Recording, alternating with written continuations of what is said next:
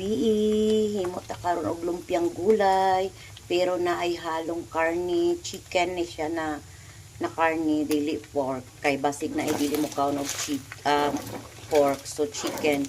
Ako sa ning gipakupsan kay kuan ako ang mantika. Bago na ko ilunod ang mga gulay ug ang lamas. Ayan na ang ating lumpia. Almost done na yan. Babalutin na natin siya. Na tayo no, para matikman kung unsay lasa, kung tama na ba yung timpla. Luto na ang atong lumpia. Ato sang tilawan. Sausaw na to sa suka. Then, ito ay. Ame kayo.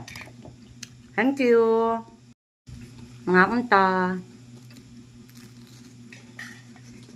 Ame siya. Nasa chicken, tapos gulay. Ame. Mga kunta ninyo. Bye-bye. Thank you for watching.